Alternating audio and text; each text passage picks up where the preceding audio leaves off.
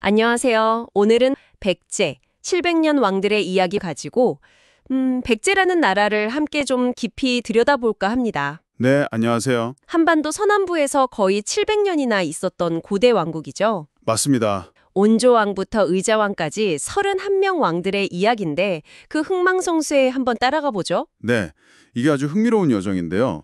이 자료들을 보면 백제가 단순히 그 지역 왕국이 아니라 뭐랄까 바다를 통해서 대륙과 일본 열도로 연결하는 그런 네트워크의 중심이었다는 걸 알 수 있거든요. 아, 해상 네트워크의 중심이요? 네, 백제가 어떻게 강해졌고 또 위기는 어떻게 극복했는지 그리고 그들만의 독창적인 문화유산이 뭔지 살펴보는 게 참 재밌죠. 특히 위기 속에서도 계속 돌파구를 찾으려 했던 그 의지가 좀 주목할 만합니다. 모든 것의 시작은 역시 고구려에서 내려온 온조왕. 한강 유역의 털을 잡으면서부터인데요. 네, 그게 건국 신화죠. 근데 자료를 보면 나라의 어떤 시스템, 기틀을 제대로 갖춘 건 제8대 고이왕 때로 나오더라고요. 맞아요. 그때 이제 율령이라고 하죠. 그러니까 국가 운영의 기본 법이나 제도 같은 거요. 아하, 법과 제도. 네, 이걸 반포하고 관리들 등급, 심지어 옷 색깔까지 정하면서 그 중앙집권국가의 틀을 쫙 완성하게 됩니다. 그렇군요. 그 기반 위에서 정말 백제가 가장 빛났던 시기라고 할까요? 제13대 근초고왕 때죠. 네, 그야말로 전성기였습니다. 남쪽으로는 마한 전체를 거의 다 통합하고요. 북쪽으로는 고구려 평양성을 공격해서 고구 권항을 전사시키기까지 했죠. 와, 군사적으로도 대단했네요. 그렇죠. 근데 더 놀라운 건 당신이 주신 자료에서도 강조된 부분인데 바다 건너 중국의 요서나 산동, 또 일본 규슈까지 세력을 뻗쳤다는 거예요. 동아시아 해상 교역을 주도한 거죠. 그 말은 백제의 무대가 한반도만이 아니었다는 거네요. 바로 그겁니다. 아주 강력한 증거죠. 정말 대단한 시기였는데 하지만 영광이 영원할 수는 없었던 것 같아요. 그렇죠. 역사가 늘 그렇듯이요. 제21대 계로왕 때 고구려 장수왕의 공격으로 수도 한성이 함락되고 왕까지 전사하는 비극이 있었죠. 네, 맞아요. 아차산성 근처에서요. 정말 나라의 심장이 멎는 듯한 그런 위기였을 겁니다. 백제에게는 정말 절체절명의 순간이었어요. 하지만 백제가 거기서 그냥 무너지진 않았다는 거죠. 네, 완전히 무너지진 않았습니다. 22대 문주왕이 수도를 급히 웅진, 지금의 공주로 옮겨서 겨우 명맥을 이었죠. 아, 웅진 시대의 시작이군요. 네, 그 뒤로 좀 혼란기를 거치다가 제25대 무령왕 때 다시 한번 부흥의 기회를 잡습니다. 이때 지방 통제력을 강화하려고 22담로라는 걸 설치해요. 22담로요? 그건 뭔가요? 일종의 특별 행정구역인데요. 거기에 왕족을 파견해서 중앙의 힘을 지방까지 미치게 하려는 그런 중요한 시도였죠. 아하. 그리고 무령왕릉 유물들, 이건 정말 당시 백제의 높은 문화 수준하고 또 중국 남조나 일본과의 활발했던 국제교류를 아주 생생하게 보여주잖아요. 맞아요. 그 유물들 보면 정말 화려하고 세련됐죠. 그렇죠.